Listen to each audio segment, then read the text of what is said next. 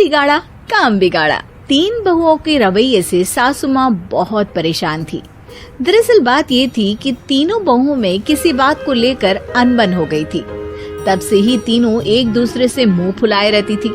ना कोई सीधे मुंह किसी से बात करती, ना किसी का कहना मानती। पड़ोसी भी इस बात को जानते थे और जाने कैसे कैसे बातें भी करते। इसीलिए सासू माँ ने तीनों बहुओं को तुरंत अपने कमरे में बुलाया। मैं कई दिनों से देख रही हूँ, तुम तीनों अलग अलग सारे काम कर रही हो।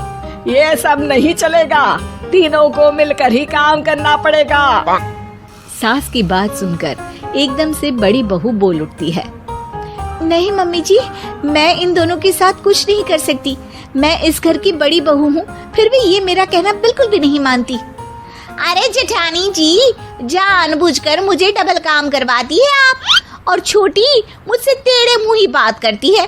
इन दोनों के बीच हमेशा सैंडविच बन जाती है मेरी, और मैं हमेशा आलू की तरह बीच में मसली जाती हूँ। मम्मी जी, इन दोनों को लगता है कि मैं छोटी हूँ तो इनके पैरों तले दब जाऊंगी, लेकिन नहीं, मेरा भी उतना ही अधिकार है जितना इन दोनों का है। बड़ी आई दोनों मेरी चुगली करने के लिए, मुझे क्या कम समझ रखा है। तीनों बहू एक दूसरे से बहस करने लगती है और सास दोबारा ये देखकर टेंशन में आ जाती है और सबसे कहती है, चुप हो जाओ, अब से तुम तीनों सारे काम एक साथ करोगी। आंख बंद करके एक दूसरे की बात सुनोगी। तुम तीनों इस बात को गांठ बांध लो, वरना अगली छुट्टियों में तुम्हारा अपना मायके जाना कैंसिल। सास की बातें सुनकर डर के मारे तीनों हामी भर देती हैं। जी मम्मी जी, मैं समझ गई। हाँ मम्मी जी, जैसा आप कहें। आप जो कहेंगी मैं वही करूंगी। तीनों बहू सास की बात को गांठ बांध लेती है और वादा करती है कि अब से सारे काम वो तीनों एक साथ मिलकर ही करेंगी। ये सब देखकर सास खुश हो जाती है और वहाँ से चली जाती है। नीचे जाकर वो देखती है कि घर में शर्मा जी आए हुए होते हैं। सास जोर से आवाज लगाकर कहती है, अरे बहू, जरा चाय बनाकर तो लाना, शर्मा जी आए हैं। सास की बात सुनकर तीनों बहू तुरंत किचन की ओर भागती है और चाय बनाना शुरू कर देती है। मुझे तो एकदम मसाले वाली कड़क चाय पसंद है, तो हम शर्मा जी के लिए मसाले वाली चाय ही बनाएंगे। अरे नहीं दीदी, गर्मी के मौसम में मसाला चाय कौन पीता है? मैं तो शर्मा जी के लिए इलायची वाली चाय ही बनाऊंगी। ये कैसी बात कर रही हैं आप दोनों? मेरी मम्मी ने सिखाया है कि मेहमान को ज्यादा दूध और शक्कर वाली चाय देनी चाहिए, वरना वो घर वालों को कंजूस समझते हैं। तो मैं तो शर्मा जी को ऐसी ही चाय दूंगी। तीनों बहुएं अपने अपने तरीके से चाय में शक्कर, मसाला, पत्ती सब डाल देती है। उबलने के बाद तीनों मिलकर चाय बाहर लेकर जाती है और शर्मा जी और सासू माँ को देती हैं। चाय पीने के बाद शर्मा जी सासू माँ को देखकर शर्मा जाते हैं और शर्मिंदा महसूस करते हैं कि आखिर उन्होंने चाय पीने के लिए हामी क्यों भरी। सासू माँ भी चाय पीना शुरू करती है और कहती हैं, अरे बहू, ये कैसी चाय बनाई है? चाय है या मीठे दूध की बासुंदी? हाँ, चाय अच्छी नहीं लगी क्या? कोई बात नहीं, हम पराठा बनाकर लाते हैं। चलो चलो अंदर। हाँ हाँ चलो। हाँ आती हूँ मैं भी। नहीं नहीं, मेरा पेट चाय ने ही चौपट कर दिया, वही काफी है।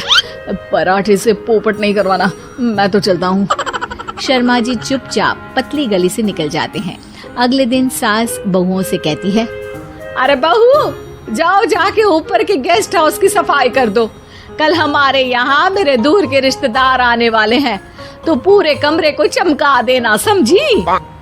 तीनों बहू सास की बात को मानकर ऊपर सफाई करने चली जाती हैं और तीनों कमरे की सफाई चालू कर देती है। बड़ी बहू मकड़ी के जाले साफ करती है, तो बीच वाली झाड़ू लगाना और छोटी वाली सर्फ डालकर जमीन धोना शुरू कर देती है। अरे दीदी, जेठानी जी, अभी मैंने पूरी फर्श धोई और आप फिर से धूल नीचे गिरा रही हैं। और मछली जेठानी जी, आप बिना झाड़ू की धूल यहाँ छटक रही हैं। अरे तीनों को साफ करना है, एक साथ सफाई करते हैं ना। अरे वही तो, हम साथ साथ हैं, घर साफ साफ है। तीनों बहू ऐसे ही काम में उलझ जाती है और 2 घंटे तक एक ही कमरे की सफाई करती रहती है। बहुत देर से अपनी बहुओं को ना देखने के कारण सास ऊपर कमरे में उन्हें देखने जाती है, लेकिन कमरे में घुसते ही वो गीली फर्श पर फिसलने के कारण नीचे गिर जाती है। ओरी मोरी मैया, हड्डी मरोड़ के रख दी। आए मेरी तो कमर ही टूट गई रे। तीनों बहुएं सास को उठाती हैं और बिस्तर पर सुला देती है। अरे मेरे हाथ पैर दर्द कर रहे हैं, दबा दो, आराम मिलेगा। हाँ जी माँ जी।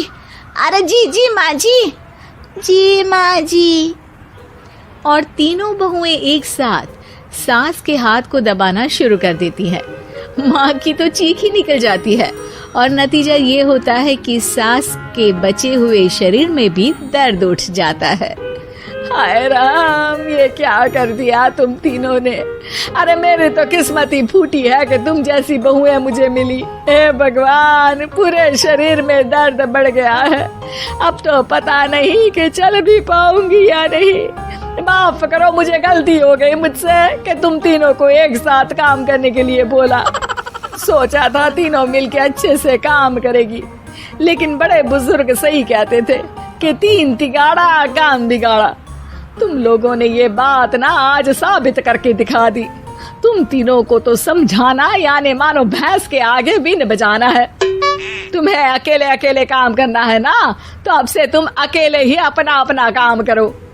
तीनों बहुएं वहां से जाने लगती है। अरे कहाँ जा रही हो?